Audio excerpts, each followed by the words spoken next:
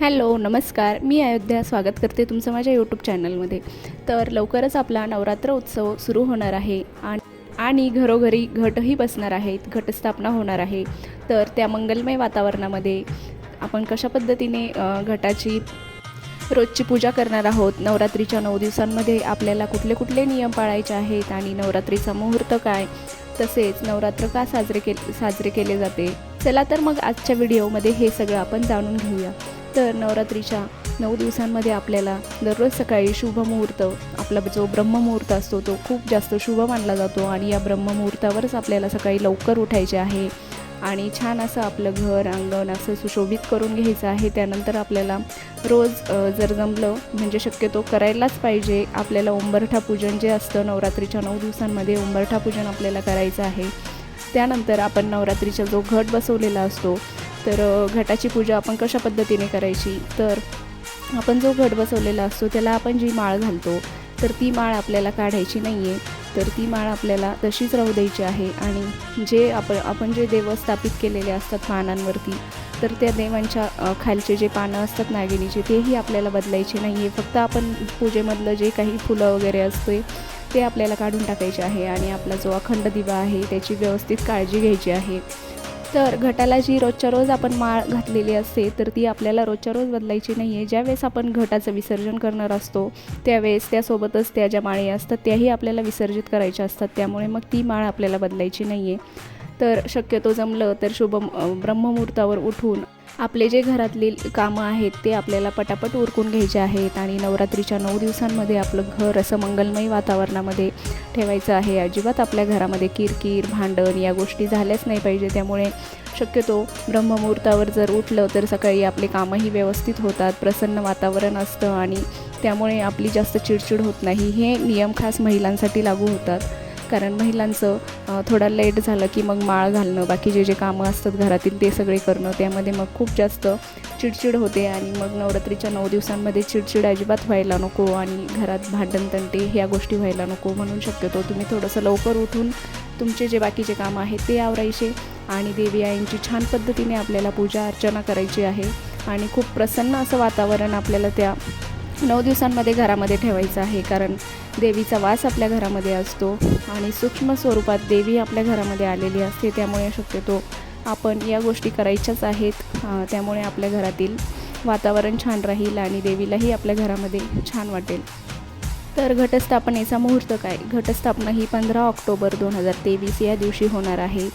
सकाळी 11:30 ते 12:30 या दरम्यान खूप शुभ मुहूर्त मानलेला आहे. तर या दरम्यान तुम्ही घट बसवू शकता किंवा मग संध्याकाळपर्यंत केव्हाही घट बसवला तरी पण तो दिवस शुभच आहे. त्यामुळे मग केव्हाही घट तुम्ही बसवू शकता, पण शक्यतो 11:30 ते 12:30च्या दरम्यान जर बसवणं झाला तर खूपच चांगले. आणि संध्याकाळच्या नंतर आपल्याला अजिबात घट बसवायचा नाही आहे, दिवसभरातच घट बसवून घ्यायचं आहे.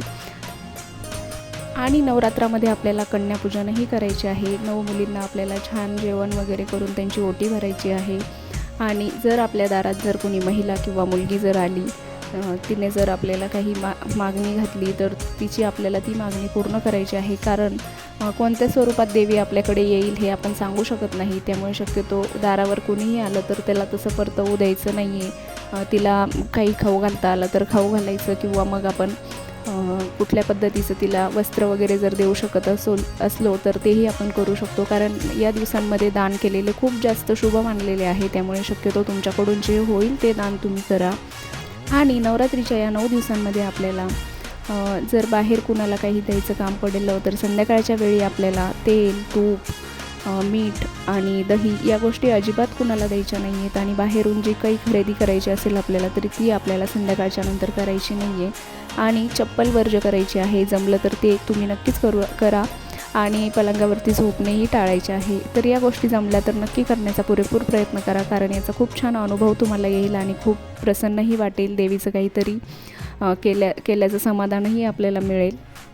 तर मंडळी, आपण हे नवरात्र उत्सव साजरे करतो, विजयादशमीही साजरी करतो, दसरा साजरा केला जातो, पण यामागची पौराणिक कथा काय आहे आणि यामागे काय कारण आहे तर ते आज आपण जाणून घेऊया. तर पौराणिक कथेनुसार त्या काळामध्ये महिषासूर नावाचा एक दैत्य होता. तर तो त्यांनी ब्रह्मांचा खूप जास्त भक्त होता, तर त्यांनी ब्रह्मा विष्णू यांची खूप जास्त भक्ती केली, तपस्या केली त्यांच्या नावाने आणि त्यांच्याकडून असे वरदान मागितले की मला पृथ्वीवर मानव दानव कुणीही मारू शकत नाही. तर खूप जास्त तपस्या केल्यामुळे ब्रह्मा विष्णू यांना ही त्यांची मागणी मान्यच करावी लागली आणि त्यामुळे त्या दैत्यासुराने पूर्ण पाताळ लोकामध्ये आणि स्वर्ग लोकामध्ये हाहाकार माजवला. त्याची सगळीकडे दहशत पसरू लागली. तर त्यामुळे मग ब्रह्मा विष्णू महेश यांनी हे सगळं होऊ नये त्यासाठी दुर्गादेवींकडे साकडे घातले आणि दुर्गादेवींची प्रार्थना केली. तर दुर्गादेवींनीही त्यांचं हे सगळं ऐकलं आणि दुर्गादेवी महिषासुरासोबत युद्ध करण्यासाठी निघाली आणि 9 दिवस महिषासुरासोबत युद्ध केले आणि 10व्या दिवशी त्यावर विजय मिळवला आणि महिषासुराचा नाश केला. म्हणूनच दुर्गादेवीला महिषासुरमर्दिनी असंही म्हटले जाते आणि 10व्या दिवशी महिषासुरावर विजय मिळवल्यामुळे तो दिवस आपण विजयादशमी म्हणून साजरा करतो. तर हीच त्यामागची पौराणिक कथा आहे. तर हा माझा आजचा व्हिडिओ तुम्हाला कसा वाटला?